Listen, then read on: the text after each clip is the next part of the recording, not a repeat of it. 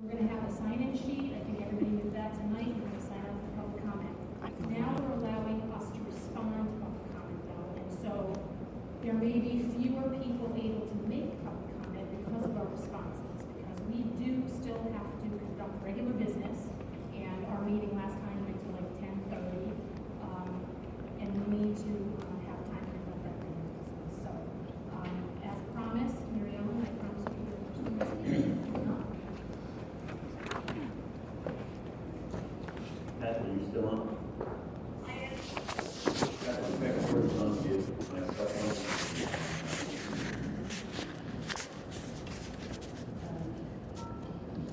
Abraham Lincoln once remarked that to sin by silence when they should protest makes cowards of men. I rise tonight to register my disappointment that the school committee found it important to spend such a large portion of its last meeting revising the public comment protocol. To limit the time allocated to public comment is short-sighted and sends the message that the involvement of taxpayers' opinions is neither wanted nor valued. I welcome the idea of having the school committee respond to comments. However, rather than limiting responses to factual inaccuracies, the new policy, as practiced at the last meeting, allowed members to rebut public comments and make efforts to convince the public of the school committee's position on the issues at hand. Equally troubling is limiting the time a taxpayer may speak while allowing the school committee members to go on at length. This is just one more example of a school committee action that does not provide for equity. Let the record show that rather than reflect on the considerable concern from the public about the direction in which this district is headed, the school committee has chosen to adopt an adversarial position on public comment in an apparent effort to stifle dissent. It is crystal clear that the school committee and superintendent plan to do whatever they can to assure that their will prevails, regardless of what others suggest. On another matter, I continue to raise vehement opposition to your misinterpretation of the portion of the regional agreement relative to students transferring schools, and tonight have specific questions about this issue. 1, as a result of your meeting last week, how many transfer of school requests were granted? How many were denied?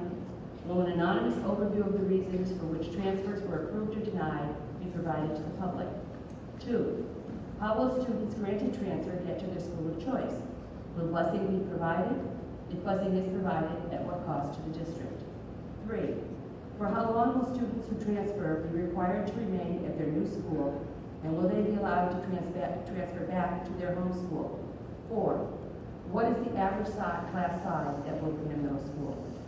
Finally, and most importantly, what are your long-range plans for the Hampden schools?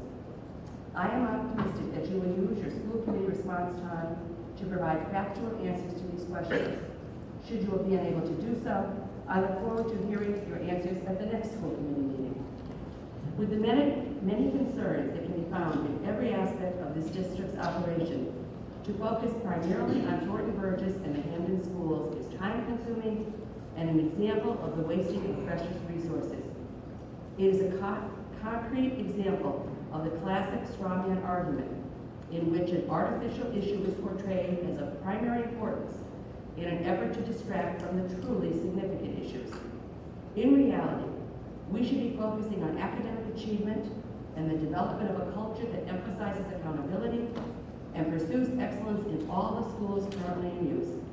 Although more challenging, this focus would undoubtedly prove to be a more productive and rewarding endeavor, and one on which all taxpayers in both communities would agree.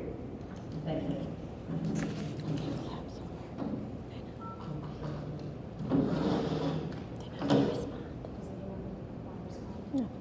Yeah, I would love to respond. You can go back. You can stay there, you can go back. Whatever's more comfortable for you. You know, the hard part about public meetings is that there's a paper trail. There's a record.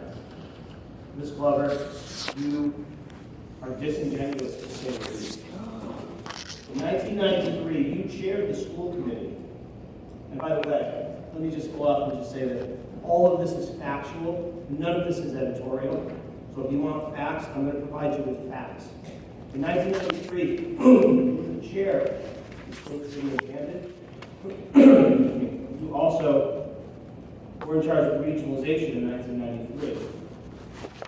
There's a paper trail for that, and you continue to suggest that somehow the transfer provision within the regionalization agreement was done specifically for some purpose other than what parents and children are using it for. That's untrue. I have the minutes to that meeting. Ms. Moraes and I requested the minutes, and believe it or not, they still exist. And there was a frequently asked questions portion when this was being brought to public vote. Question number 9. Would students be required to cross town lines? The response from the school committee, which you chaired, said students in grades K through 8 would not be required to cross town lines to attend school. However, crossing of town lines would be permitted upon parental request and school committee approval. So we're running on the narrative here that the running purpose of that provision was somehow other than what it's being used for. And yet you are using it specifically in this case to show that you wanted to use it as an incentive to get this regionalization agreement through. Let me go to another point in this. Are there educational benefits with or without additional funding? Students in both Camden and Wilbraham would benefit from a more coordinated educational program. As the chair of the school committee in 1993, I would suggest that you had more than a few people in opposition to you.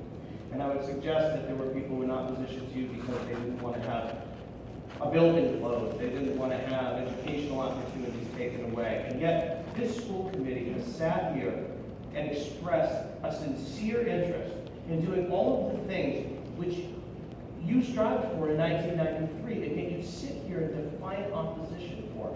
I find it absolutely uncanny.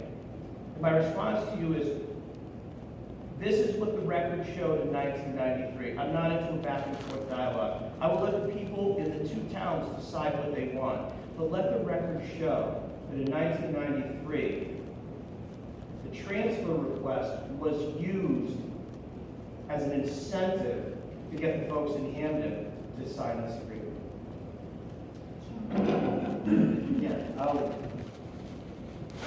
What I wanted to say was, I appreciate what you're saying about 3 minutes, 4 seconds. The dialogue, or how I see it is this vote that happened and was defeated was a, can we move kids across town borders? It wasn't, can we save the TWB? It was a, can we move kids across town borders? So I understand kind of the disconnect, that people in Hamden are like, hey, this was a, save our school moment. I saw the sign, save our schools, save our towns. And I say to that, it wasn't a vote on saving the school. I've come up with ideas, we've all come up with ideas, and it seems like they're all getting shot down, except for the ones that don't necessarily save any money, are robbing one school of students to put into another school. We're trying. We're really, really trying. And we're trying harder than any of us thought we would have to. No, I'm just looking at your. I'm just looking at your response, man. Okay, come on. Everyone, listen, I understand this is all needed. I understand that there's issues and stuff going on, but let's take it down. We're all human beings. We're all volunteering our times here today. Okay? And I just want to say we are trying to focus 1 minute, 10 seconds. education for children. And we're trying to move forward. We'll talk about this later. So we are trying to move forward. We are making